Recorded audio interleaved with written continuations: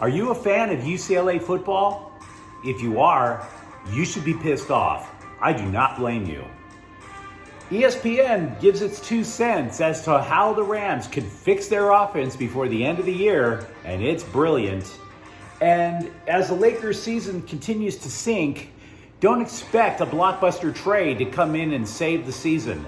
Hi, I'm James. This is your daily dose of sports and snark for the greatest sports city of the world, Los Angeles. This is Faithful Angelino's Morning Report.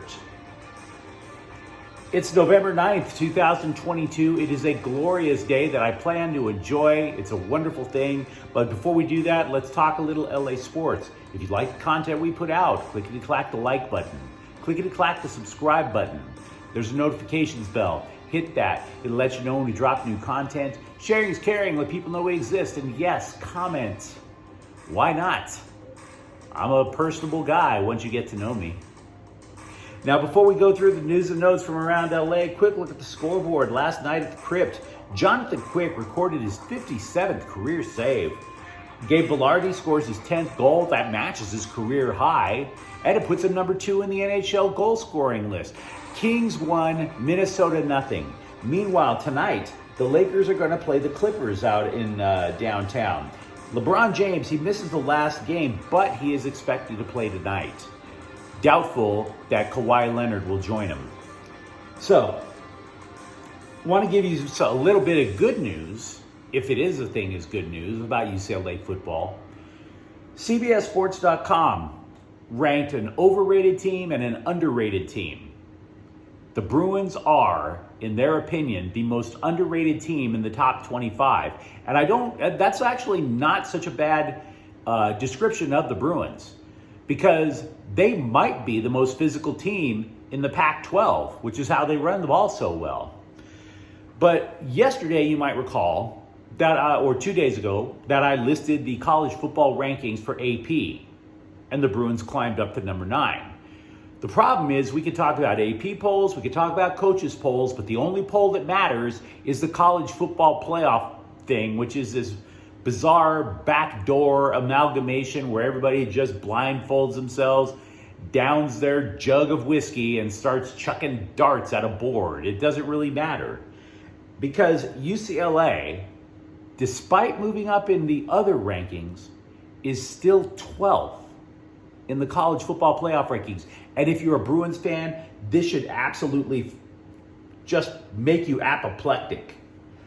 And I've been trying to figure out why this happened. Because the Bruins, last week alone, they ran for 402 yards. That's impressive. So why are they 12th? There's only one reason I can think of. The College Football Selection Committee is headed up by a guy named Boo. Boo. Who in the hell trusts a multi-$100 million or possibly billion-dollar enterprise to a man named Boo? All those years, we've been sitting there going, why is it nothing but the SEC in the college football playoffs? It's not because the SEC is that great. Right now, USC is ranked higher than Alabama, right? The SEC is not that great. It's that because there's no way in hell that anybody west of the Mississippi would name their kid Boo. That's a name for somebody in Alabama or Kentucky or Louisiana or Tennessee, any name of a state where you could artificially add the E letter sound and it would still sound natural. Southern hillbilly morons choose the college football playoffs. You gave it to a guy named Boo. Boo. Have you ever met somebody splitting the atom named Boo? Have you ever met anybody intelligent at all named Boo? Somebody who could break down Socratic method? Of course not. Boo. I poop you not. Boo gets to decide who goes to the college football playoffs. Boo. I bet that man goes to the Heisman Trophy presentation wearing his bow tie with his overalls. Boo.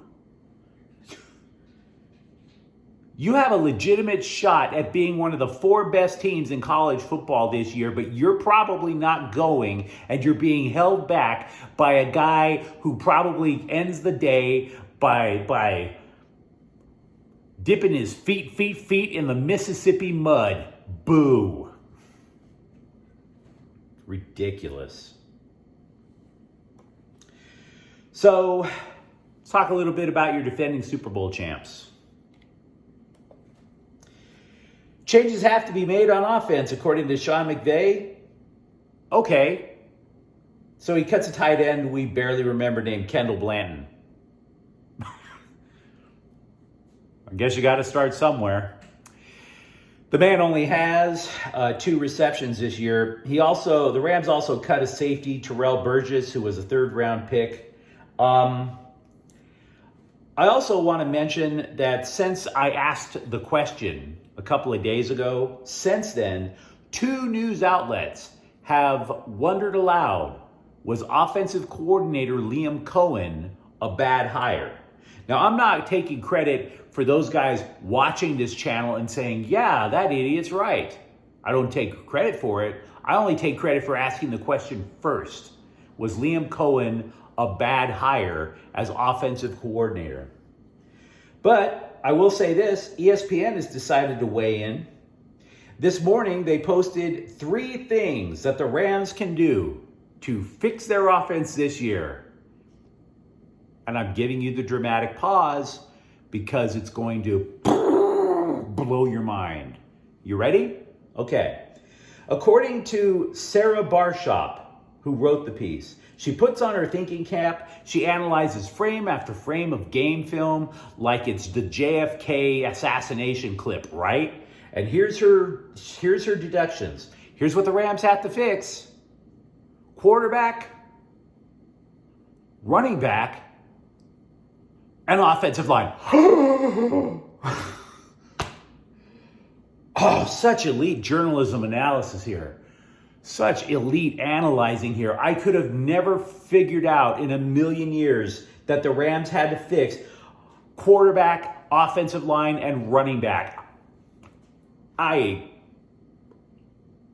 What journalism school did this person go to? Because clearly they are the class that you and I will never hope to attain when it comes to analyzing football. Am I right? I mean, that's kind of like, I'm like flipping on CNN this morning, right? There's such elite journalism. Hi, I'm a highly paid political analyst. And after the midterms, you know what the GOP has to fix?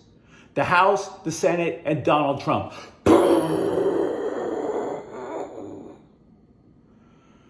Whoa. My mind is expanding so fast, I don't even think my cranium can handle the pressure. You're going to see gray matter seeping out of these headphones in a matter of milliseconds. The Rams have to fix quarterback, offensive line, and running back. Wow. I'm stunned. Unbelievable journalisming there. You know, I'm an economics expert, and the best things to keep your job in today's economy, ready? Brush your teeth, zip up your fly, and wash your ass.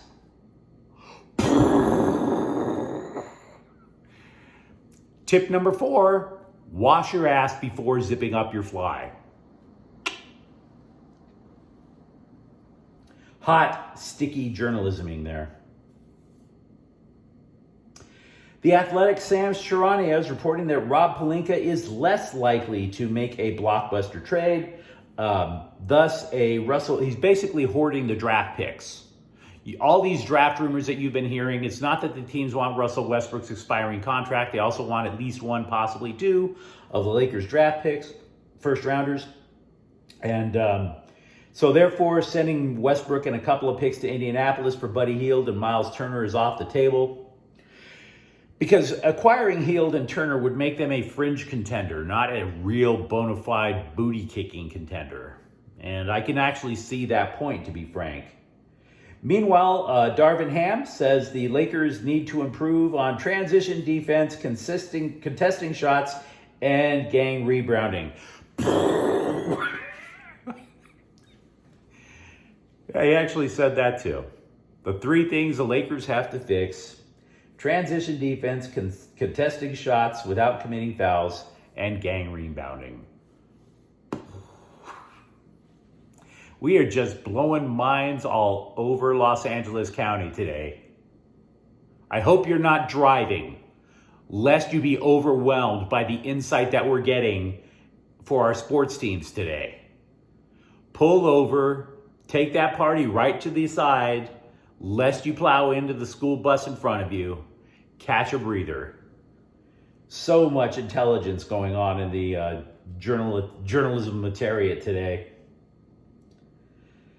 The Dodgers have declined options on relief pitcher Jimmy Nelson and infielder Hanser Alberto. They're both free agents now. Nelson didn't pitch last year. He needed all last year to rehab. He had Tommy John surgery in 2021.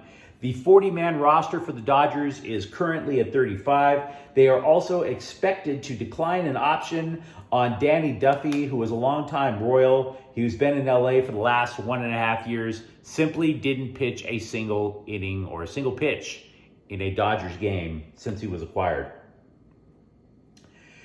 The Dodgers have also added outfielder Luke Williams via a waiver claim from the Marlins.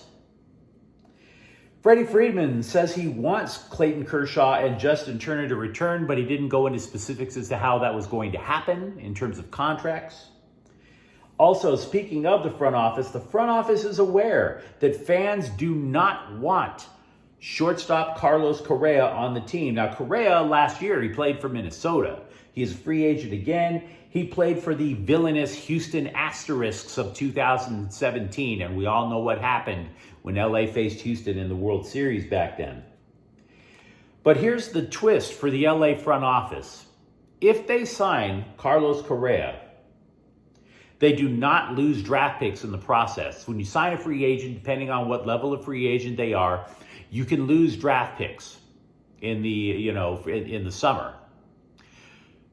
The Dodgers like to hoard their draft picks. They're a very good team with drafting. So the point is that the only way they could keep from losing draft picks would either be to sign Carlos Correa as the shortstop, retain Trey Turner as a shortstop, maybe promote somebody from within the organization as shortstop. The other free agent shortstops would require the Dodgers to forfeit a draft pick. So they're asking themselves, if they signed Carlos Correa, how long before you guys actually let bygones be bygones? I don't know if I'd ever let bygones be bygones, to be frank.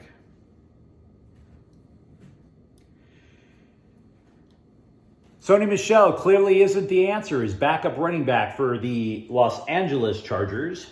In Atlanta, the man only had 1 carry for 12 yards.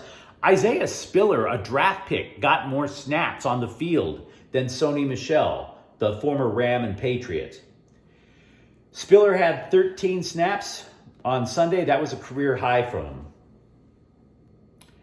Also, I should have mentioned yesterday who was the next man up after defensive tackle Austin Anderson has been put on IR and is done for the year. We know that Sebastian Joseph Day is the starter. So if you're curious who is going to be replacing Austin Johnson while he rehabs, it's very likely going to be rookie Otto Agbonia from UCLA.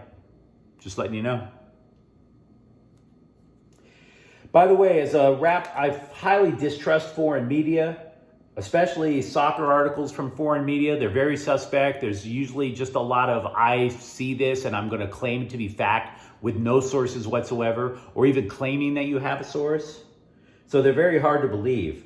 But there is a report from a Spanish language outlet that suggests that Carlos Vela will return and play in Mexican soccer leagues. Not the international team of the World Cup, Mexico's soccer league. I'll believe it when I see it. I don't buy it. But I'm just letting you know because there is a possibility that LAFC might lose the face of the franchise. Now, if you enjoyed this clip, don't forget to like and subscribe to Faithful Angelenos. We talk LA sports here. And don't forget to let me know what you think in the comments thread. Thank you for watching. I'm James. We'll be back tomorrow. Faithful Angelenos is a Kian Corte El Queso production. Take care.